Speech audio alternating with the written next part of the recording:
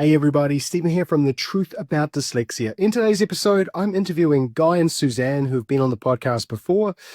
Guy has been an entrepreneur for many years. He was one of the founders of Cookie Time, and along with Suzanne and their team do an amazing job. This is a huge company in New Zealand. Now, these guys also run the Dyslexia Foundation of New Zealand, so they're well involved in the world of neurodiversity. Now, in this podcast, we're going to dig deep on how to actually change the inner game. What is the stuff you can control? And if you get it right, will make a life-changing impact. Like, some of this stuff is absolute gold, guys. This isn't about reading, writing, and spelling. This is the stuff that makes a real difference in your life. So make sure you don't miss it. Make sure you listen to it. You can watch it on Spotify, or you can listen to it on iTunes. I hope you enjoy the podcast. Welcome to the podcast, guys. Thank you so much for making time to be on The Truth About Dyslexia. How have you been since the last time I caught up with you? How have we been, Jen? We've been great. We've been doing a lot of traveling, which is always great. And other than that, just obviously keeping tabs on what's happening in the New Zealand area, specifically as it relates to dyslexia, which has been a bit of a moving feast, to be honest, over the last couple of years. I think across the world, right, with COVID and all the madness, and it's not like it was being looked after that well anywhere. And then you throw in the whole worldwide pandemic, and I guess anything to do with dyslexia kind of got thrown out the window where possible, right? Yeah, I think in terms of education, it got thrown out, but in terms of parents, I think actually it was a very good thing, because I think a lot of parents actually started to see how their children learned. So I think there became a different focus on what might be a good takeoff point for their children. So I think when you actually forced to become involved with them in their learning, you gain all sorts of insights that you might not necessarily have had when you just pick them off to school, at 5 or preschool before then, and listen to others and how they perceive your child. But when you actually have to work with them yourself, you get quite a different understanding of how they actually learn and what they like to learn. I think we're referring here to the family journey, which is, and so maybe COVID has helped the family journey, but at a macro level, in terms of how the education systems around the world, I mean, they just had to prioritise what they had to prioritise, and as per usual, the dyslexia and the vulnerable students got left, and the situation's become worse, and then they're looking for a solution. So in New Zealand, we kind of have a mindset of there's a magic bullet and we're going to solve the problem this way. But of course, nobody wants to solve dyslexia because dyslexia is a gift. All we just need for the journey to be harm-free. It's very unfortunate, because I do believe that people who don't live with dyslexia don't see that it is anything other than a problem. And I think that's a perception that has been there for a very long time. And it started to break down barriers. People started to see a different approach. But unfortunately, especially in New Zealand, I feel like in particular our education system has just decided that dyslexia is about reading, and structured literacy is going to be the silver bullet that fixes everything. And now with even the latest news of cutting out the RTBs and, RT-lits, and I just don't see how that's going to benefit our dyslexic children or our neurodiverse children, because one size does not fit all, and they haven't told us or given any indication of what they're going to do when that one size starts to not fit. It's interesting. We were going to step into some general, introductory comments, and you haven't even been given the opportunity, because this is obviously top of mind. So we're obviously passionate about where we're going. And just to round that off, it is a train smash coming in New Zealand. So the work that we're all doing in this area, and how people are engaging with dyslexia and neurodiversity generally in New Zealand is more important than ever, because we have myths, not truth, driving decisions which are going to engineer the New Zealand education system to go steadily backwards over the next decade, unless something is done to stop it. And I'm not sure what that is, because they appear to be so determined. And of course, and you're seeing this around the world, right? Like, you see this in the US, the UK, like Jamie Oliver's really pushing at the moment for Absolutely.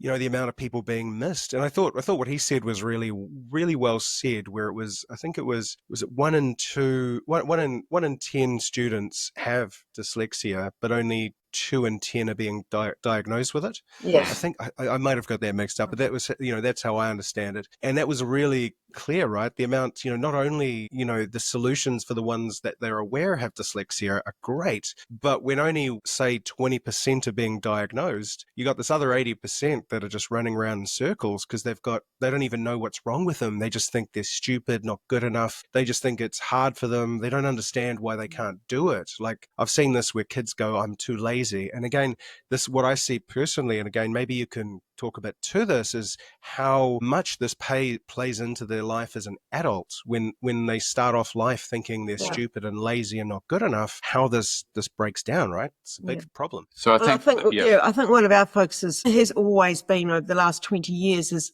this: the only disabling piece of dyslexia is actually self-esteem. And what you start to see in those early years is the erosion of young people's self-esteem. And then that just carries on through their lifetime. So as an adult, it's how do you actually pull yourself out of that journey of low self-esteem and start to actually believe something different about yourself. So that's, that's changing how you believe, and sitting behind that is a lot of childhood pain of sitting in a classroom and believing those things that you just said, that you are stupid, that you are, not able to keep up with your peers, that something's wrong with you. It's, it's a crime that we're still actually having children go through education believing that they are any of those things. Because as we know, when you find the silver bullet, which is different for every single person, whether you're neurodiverse or not, that is a completely different way of learning. And it's finding that joy in what actually has you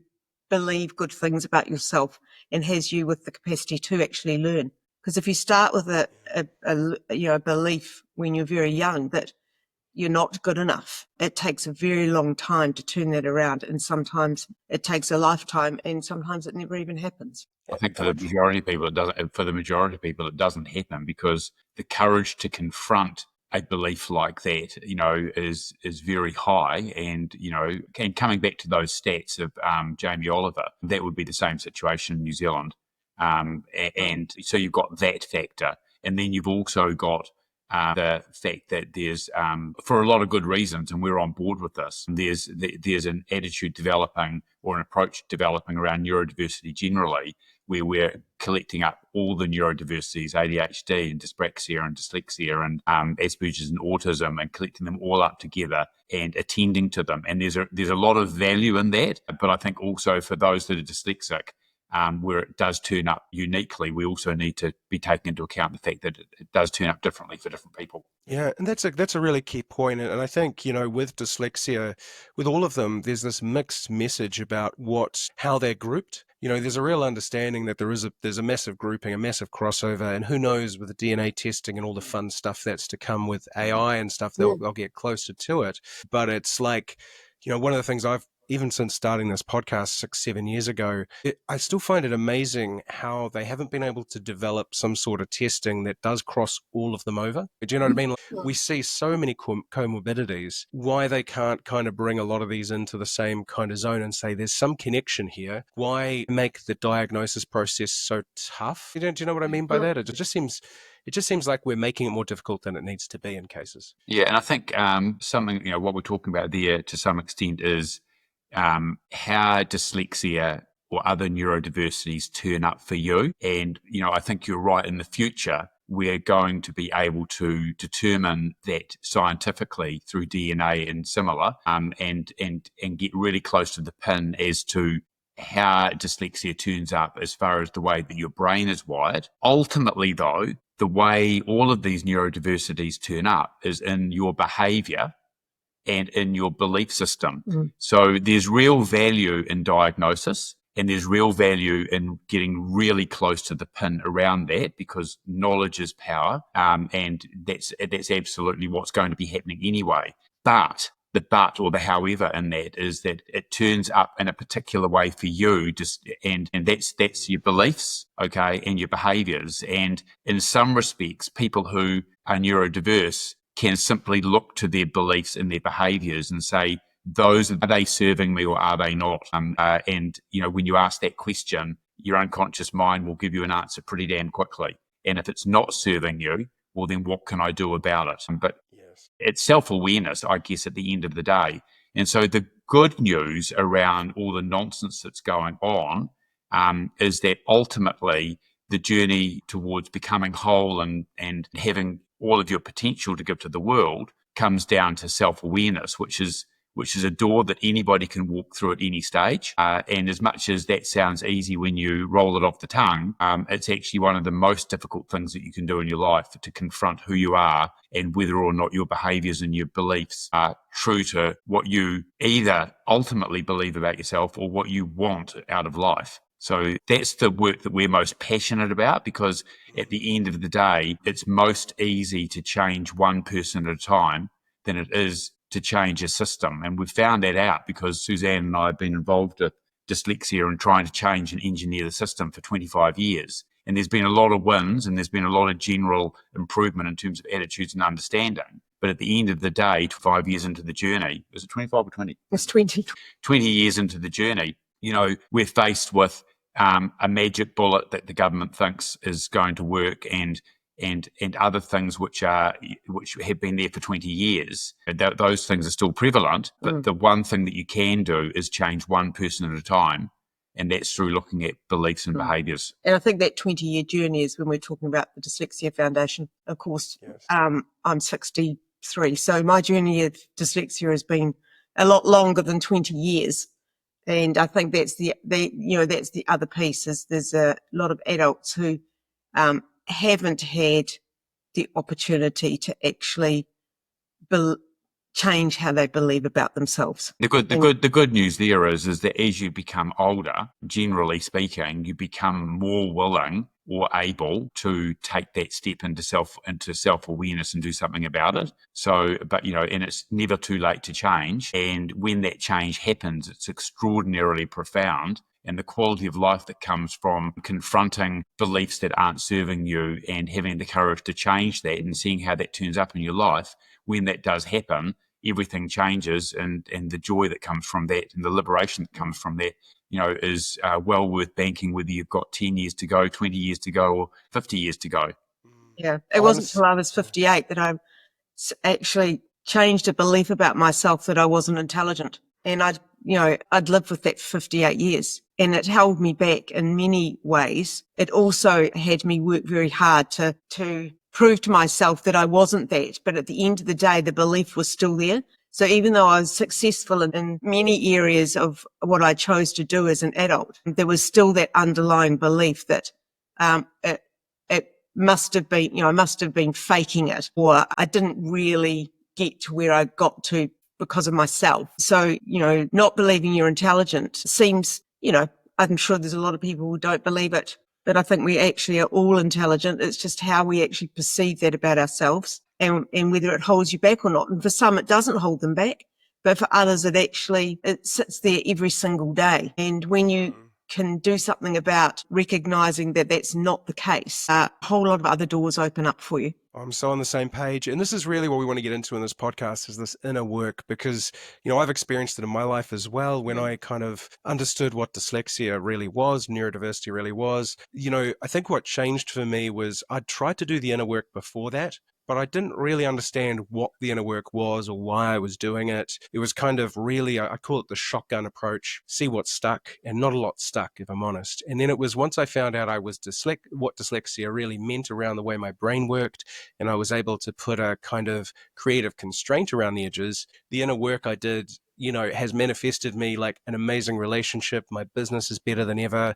My fitness is the best it's been in years. I'm able to give back with this podcast. And it's this is what we really want to do. Like, it's not just about sitting here and going, hey, you're dyslexic out there, good luck. You need to learn to read, write, and spell. We're trying to go beyond that. And so with what you've seen and what you've done, like, is there, what would you say to somebody who knows they're dyslexic and they're dealing with some of these inner confidence, self-belief issues? Where would would you get them to start on that kind of journey to self-discovery? Is there anything you'd recommend? I'll step into that. Firstly, though, what I would say is that for anybody that's listening that's not dyslexic, okay, this absolutely applies to them, because one of the benefits of having a neurodiversity and a lot of challenges in your early formative years is that often the pain and the way that limiting belief turns up is more real and more obvious. And so in that respect, on the balance of averages, neurodiverse people have a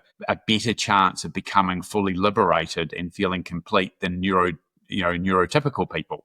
So that's, I guess, one of the benefits of adversity, and they often say dyslexics become stronger and more capable because they've actually had to deal with some difficulties in their life. But to answer your question, let's answer it with a story. And I'll step into the story around Harry, and you might like to sort of build it out. So, as part of our Dyslexia Foundation,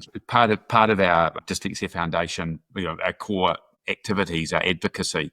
And we often get people writing to us about particular situations, and then they seek from us some kind of solution or support. And in this particular instance, I had a mother reach out to me, and her son was absolutely passionate about getting into the army. That was what he wanted to do. And in order to do that, you needed to step through a number of psychometric tests and other tests, I guess, a battery of tests, in order to make sure that you were right for the job. And these are gates. If you don't complete the test and pass, you do not move through the gate. Okay. And he had tested on a couple of occasions and had got nowhere near getting through the gate and was starting to feel depressed and one thing another. I think there's 3.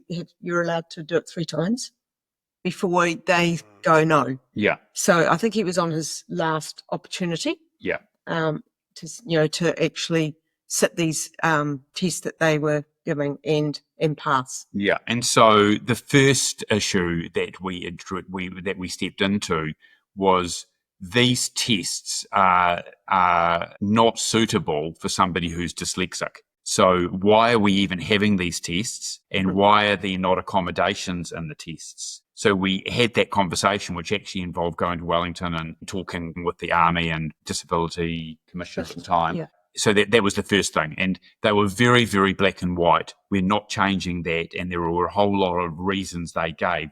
Were clearly up for debate.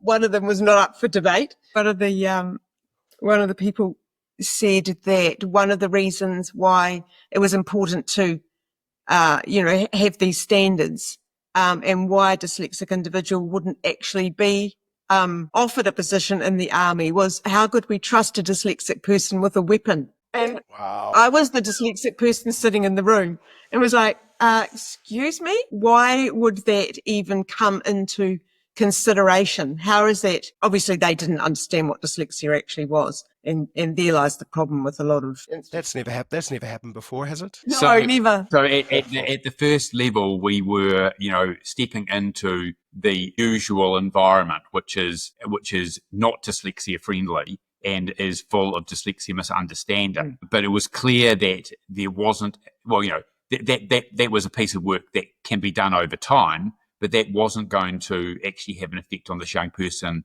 within the time frame that he required, because he wanted to get into the army tomorrow. He needed to sit a final test. So as part of that process, we had an educational psychologist with us in the meeting, and we decided that as a next step on that part of the journey, she and myself, and did you do it as well? Yeah, Well, we did it together. Yeah. We decided that we would do the test, first of all, so we would get closer to the test. So they sent us through the links for the test, and the educational psychologist, who is a very smart individual, okay, academically, so, and quite obviously that way, she did the test, and then we decided to do the test, and we decided that we would do it together. Now, the test is a battery of questions, find the pattern in this, and the usual IQ tests, really, is sort of set in that IQ psychometric style test. Yeah. We thought we would do it together, which probably wasn't a good idea. Well, I think it was. It was 1 and 1 equals 2. But at the end of that process, Suzanne and I failed the test, okay, and the educational psychologist squeaked in So just got across the line. We shared notes afterwards and said, that was tough. This is a very difficult test, By any standards. By any standards. Yeah. So that was good, as in we now knew what this young person was having to deal with. At that stage, we felt that the only way that we could help them, other than, general coaching, particularly, and also just sorting out the family dynamic so that mum was viewing the situation, a lot of the conversation that went on before we took the action, which I'll step into in a moment, we were really just managing expectations, right? It was a case of chances are this young person is not going to get in. How is the mother going to deal with this? How should she reframe things for the young person? And let's speak to the young person and talk about options other than getting into the army and why that might be a good idea. So that was all running in parallel. The one thing that we did think that we could offer the young person was the opportunity to get some specific coaching in the area of identifying a limiting belief and replacing that with an empowering belief. So the Dyslexia Foundation offered this young person the opportunity to do this. We paid the bill, and the young person stepped into, well, I think it ended up being 2 sessions. It's a confidential process, but the feedback that we received from both the coach and the young person was that the work was profound, that the young person had identified that core limiting belief about themselves, which might have been sitting in the space of, I'm not good enough, I'm not intelligent, I can't pass tests. Whatever it is, that young person was very clear about what was getting in the way at an unconscious level. And the process allowed that to be identified and that to be replaced with an empowering belief,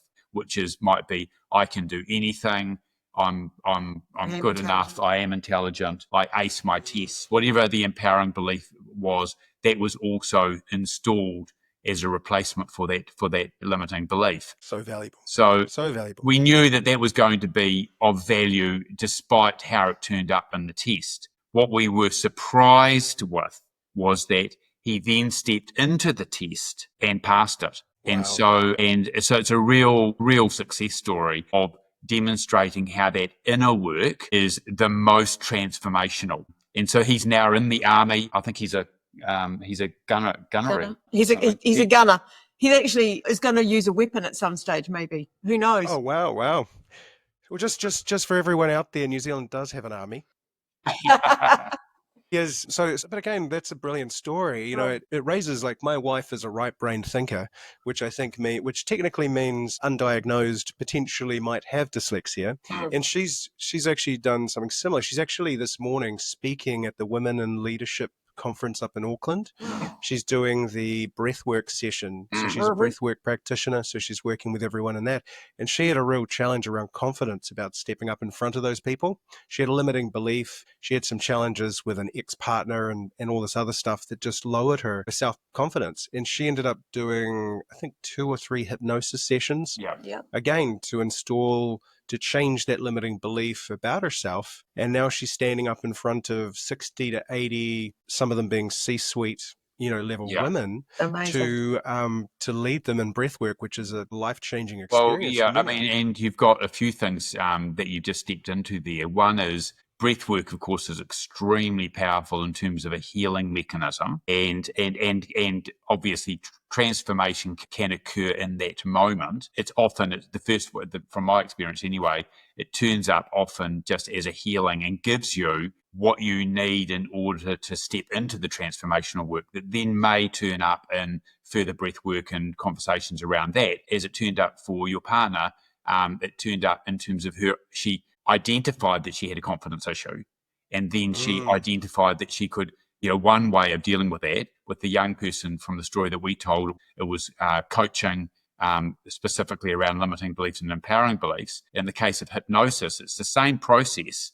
In terms of hypnosis is really just a process to identify something that you want to work on, because that's presupposes the hypnotic process is that you've got something that you want to work on, and then it's really just providing your unconscious mind with fresh instructions on how to deal with that. So in that case, it's we around confidence, in the case of, limiting beliefs and empowering beliefs, it's identifying what the empowering belief is and going through a process of telling your unconscious mind that it's okay to now say goodbye to the limiting belief, thank it for what it's provided them, because even limiting beliefs do provide you with something of benefit. Mm-hmm. And it's really important to recognize that it might deliver resilience. Mm. It might even deliver success. One of my very early limiting beliefs was I'm a failure. And how I'm a failure turned up in my life in my early years was it turned up in a lot of heavy lifting in the workspace, because I was moving away from wanting to be a failure. I am a failure. Well, what do I want to be? I want to be a success. So it was moving away from motivation that meant that I worked very hard to become successful. So there are often benefits that come from limiting beliefs, but at a certain point in your life, it becomes clear and evident it's time to let go of that. So whether it's hypnosis, whether it's breath work, whether it's coaching generally, or whether it's limiting belief work with whatever professional you step into that work with, all of those things are valid pathways. And I think that's really important for people who are listening, is that the first step is saying to myself, if I ask myself what's holding me back, what is it that I believe about myself that's causing me to behave in this manner? If you ask that question and wait for the answer, something will pop up. And that's the piece of work. Here's a point here as well, and this is for the dyslexics out there.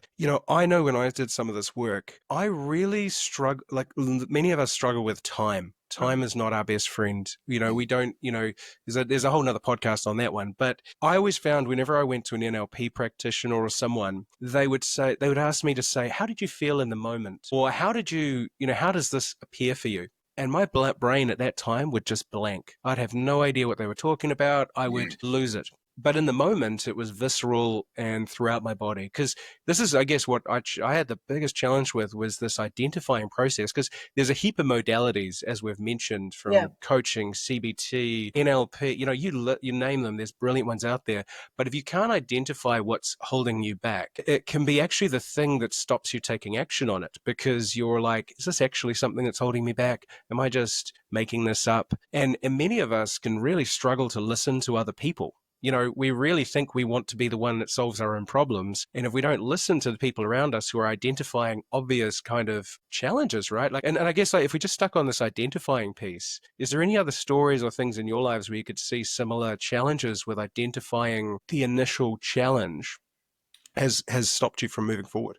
Yeah, I think this one of the things I know for myself, being a very clear picture thinker and creative, is often I get asked how to explain something. Why does it need to look that way? Or why does that need to be that color? Or why does that need? There's always lots of whys. And I think a little bit of what you just said there was when you get asked a particular question in a particular way, you go completely blank. And for me, when I get asked that, when it comes to looking at something creatively, is I don't know why it needs to, I don't have the words to explain why it needs to look that way. I just know it needs to look that way. It's a visual perception rather than putting context to it around around words. So I've really struggled with that in the area that I focus on within the cookie time business at the moment, which is which is creative, is you have a lot of people who want to contribute to being the creativity, which is absolutely fabulous.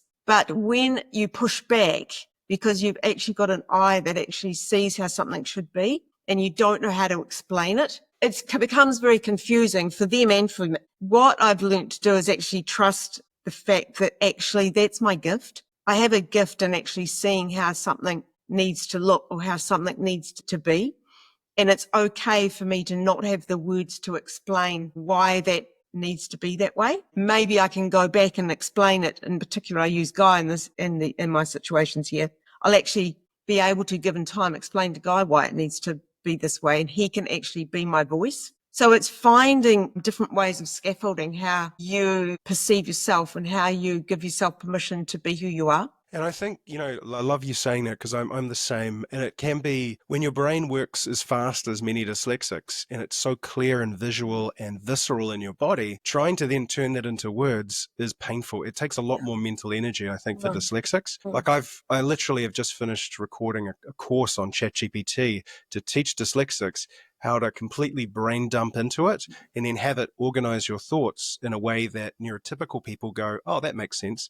Because I'm the same. My team are amazing at somehow deciphering the crap that comes out my mouth sometimes. Like I'm like, I don't even understand what I said when I reread something. I'm like, I've got no idea what I was talking about, and so that's a really key awareness. And I think within the framework of what we're talking about today with the inner work, if you're experiencing, just realize that if you're experiencing something in your day-to-day life and you're struggling to tell others what it is, when you feel it, record it. When it's coming through you, don't just think, remember that later, because I'll guarantee you won't. And make sure you even record a voice message or something to yourself to tell yourself and remind yourself when you need it, it's there. Because if you can't get to the real crux of the inner problem, then it's really hard to fix it. And I know that was my issue for years and years and years, is my brain, I'd experience it, but then my brain would move on so quickly to the next thing, I'd forget what I should be working on. And then when I got to working on it, I'd be blank. Does that make sense? Yeah, Yeah, that makes absolutely. sense. And just tying this back to your question around how do people identify what it is that they need to work on, Suzanne, you immediately stepped into that, and one thing that turns up for you is the questions that you get asked and how that makes you feel. Okay, so the way that you identify it is you look for your behaviors that are happening or thoughts that you're having. And step into that. So you explored that, okay? And then importantly, Zan would have asked herself, whose problem is it? Because I think that's a key question as well. So you might identify a behavior, which is that behavior might be physical, but it also might be an inner dialogue. So this is happening to me and I'm thinking, I'm struggling here, I'm blank, there's a whole inner process going on. And then I think the first question you've got to ask yourself before you step into doing something about it is, whose problem is it? Because it may not be your problem and it may not be up to you to do something about it. So, if it's not your problem, then just leave it with the other person and move on. But if it is your problem, as something that you feel that you need to do something about, then it's a matter of identifying what's sitting behind it. And you reconcile that by reminding yourself that you have a gift and perhaps you don't have to explain in a way that's in words. Yeah. You can simply say, what would you say to somebody who said, well, why is it designed that way? I really think that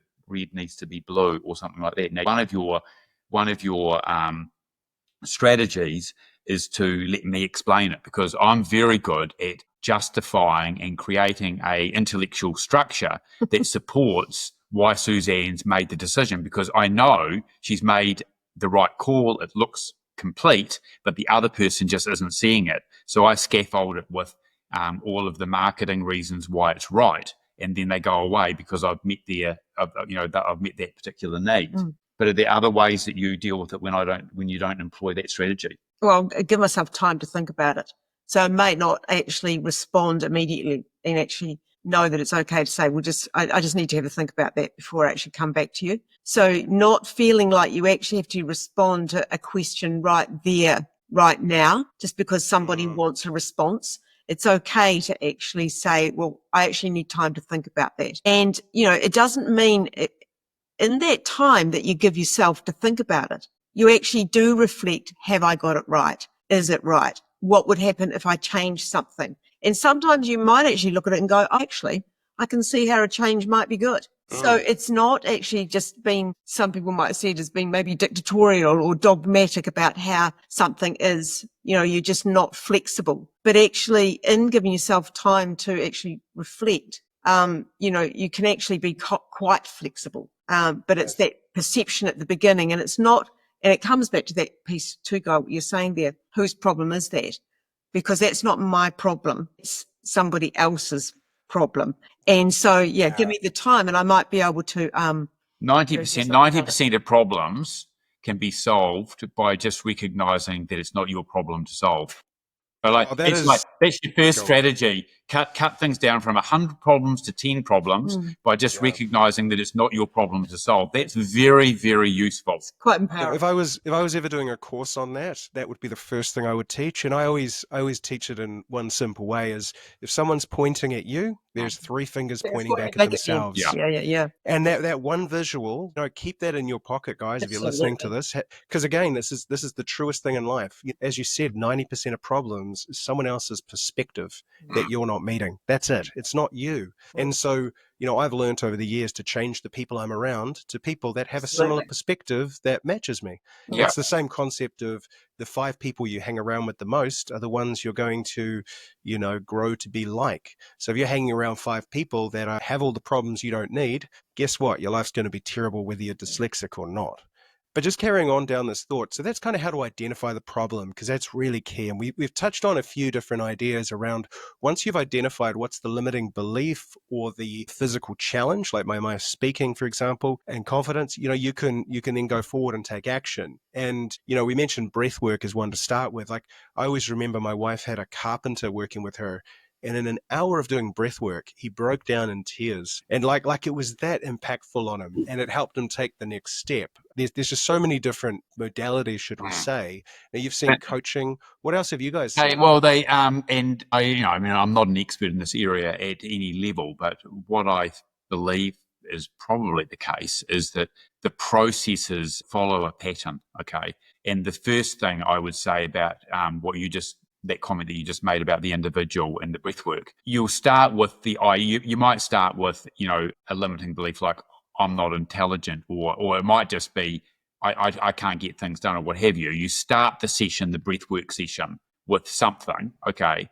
But as you step into the process, which is, providing a safe place that's allowing the noise of the conscious mind to disappear, and you're left with just yourself and your unconscious mind in the breath work or in the hypnosis, they're all kind of similar, as in safe spaces allow you to go deeper. So whatever you think your limiting belief is, in 95% of cases, it will be just scratching the surface. For me, for example, it would be I start with the idea that I'm a failure, which sounds pretty profound, and might have taken a lot of courage for me to say that. But sitting underneath that is a much deeper core limiting belief. It might be something like I'm not good enough, or I'm not worthy, or I'm a piece of shit, right? And often it's the way it's also a way of getting to how you identify it in your words. So this isn't an intellectual process. So, logically, I'm a failure moves to maybe I'm not worthy enough, I'm not enough, but it actually might be I'm an idiot, right? Or I'm a slave, or something that sounds very uncool and disgusts you. And it's when you go that deep that the truly profound change happens. And it might be that you start with something on the surface, you do some work around that, and you get safe with the process, and then you're ready to go further and go deeper. But so I think there's that. And it's so vital to start the work. Like, I know for me, what I got stuck on is what was I working on?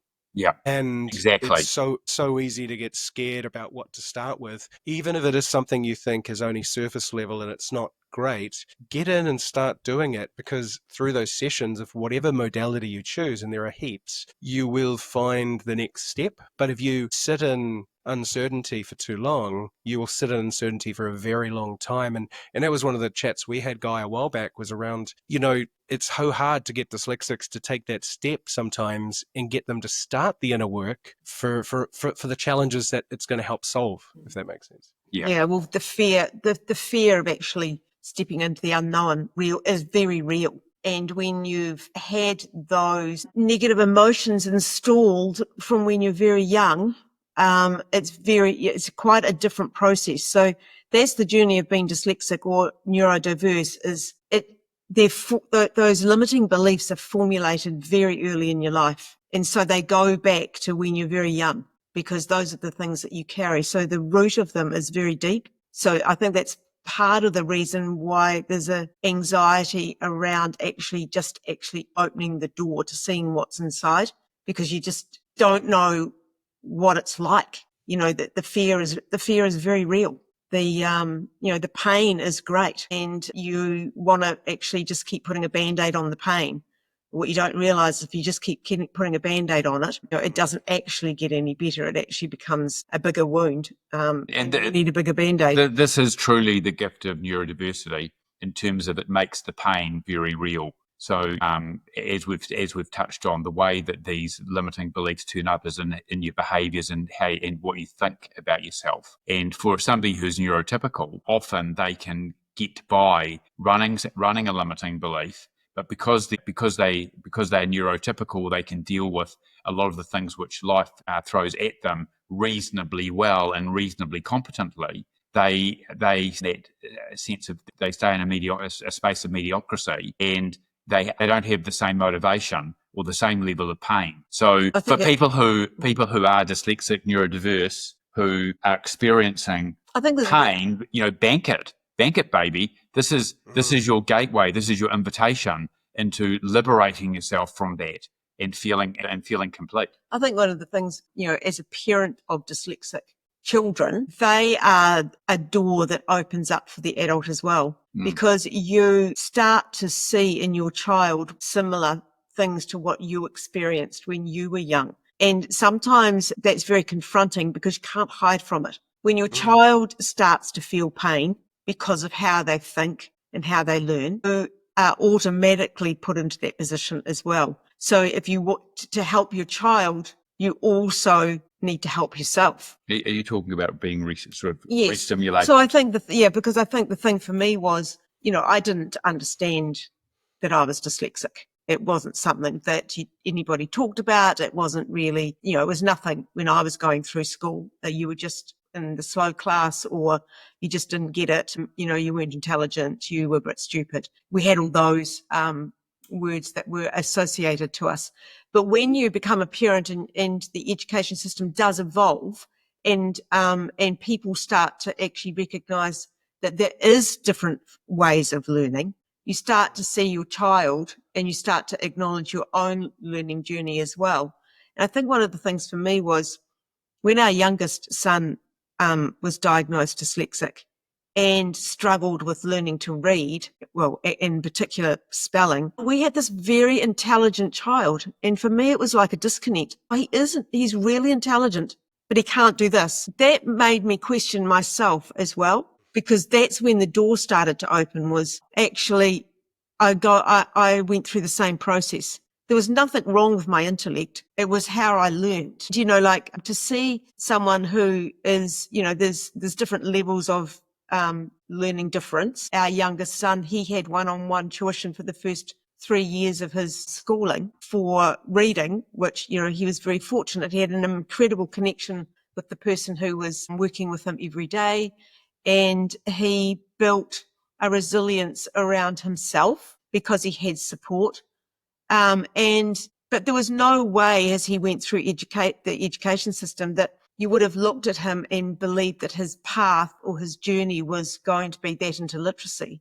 At the moment, he's, 29, he's doing his PhD through the Trinity College in Dublin with, his degree. It is in English literature. And he was an individual who couldn't read or write. So, we have to be so careful that we don't burden our young people with our own difficulties, with the education's perception of what they can and cannot do. Because at the end of the day, when there's enough passion there and there's enough support and enough self-esteem intact, the world is just completely open to what potential is lying there. And I think as parents as well, like if anybody out there, if you're doing the work on yourself, it will come through to your kids. It will come through to the people around you. And what we've spoken about today around identifying the limiting belief or the challenge, finding a modality that works for you. Try 5 of them. Don't give up on the first one. And if one practitioner doesn't work for you, find another one. Like I've had that happen multiple times where the first practitioner didn't connect with me.